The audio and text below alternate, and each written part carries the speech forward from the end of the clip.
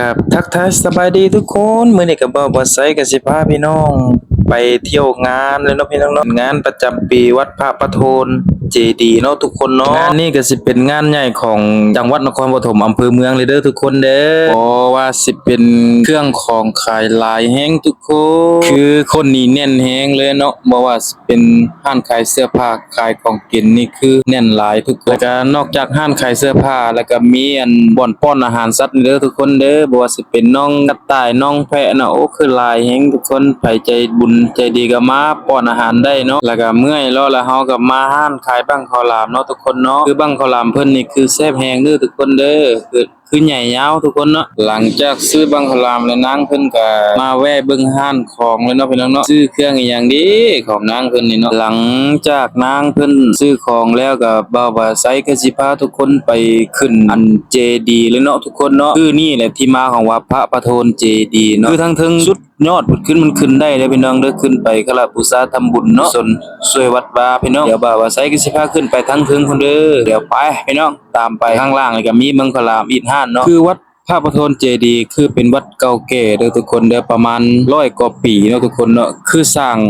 เจดีย์เนี่ยมันเป็นแบบหินเก่าแก่หรือว่าอิฐเนาะบ่าวว่าไสเบิ่งสังเกตเบิ่งเนาะเดี๋ยวบ่าวว่าไสสิพาทุกคนขึ้นไปยอดแล้วก็บรรยากาศแล้วก็วิวข้างล่างเนาะว่ามันงามแฮงกลางคืนทุกคน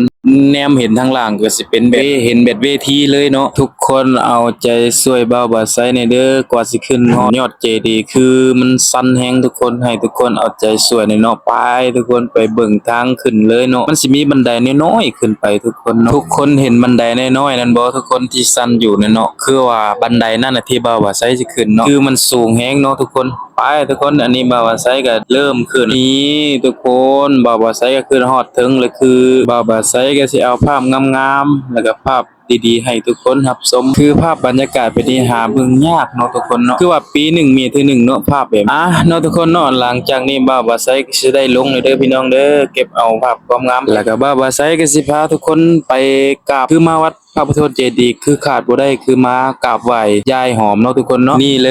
ยทุกคนสิ่งที่ขาดบ่ได้คันมาวัดพระประโทนเจดีย์สิ่งที่ขาดบ่ได้ก็คือมากราบไหว้สักการะบูชายายหอมเนาะทุกคนเนาะไปทุกคนไปกราบไหว้เพิ่นก่อนจะค่อยกลับบ้านนี่ทีมงานแล้วก็เมียบ่าวบาไซก็สิได้เข้าไปกราบยายหอมแล้วก็มีธูป5ดอกเนาะทุกคนเนาะบ่าวบาไซก็ต้องขออภัยเนาะได้กราบไหว้เพิ่นเพราะว่าบ่าวบาไซก็ภารกิจถ่ายเก็บภาพให้ทุกคนได้เบิ่งอยู่เนาะเอาว่าให้เมียแล้วก็ทีมงานบ่าวว่าไสกราบไหว้เพิ่นได้กลับบ้านเนาะทุกคนเนาะเนาะทุกคนเนาะหลังจากทุกคนนั้นกราบไหว้ยายหอมแล้วก็บ่าวว่าไสแล้วก็ทีมงานก็สิขอลาก่อนเด้อทุกคนเด้อมีคลิปดีๆหน้าบ่าวว่าไสก็สิได้อัปเดตลงคลิปให้ทุกคนได้รับชมแล้วก็ช่วงนี้ต้องขออภัยทุกคนเพราะว่าบ่าวว่าไส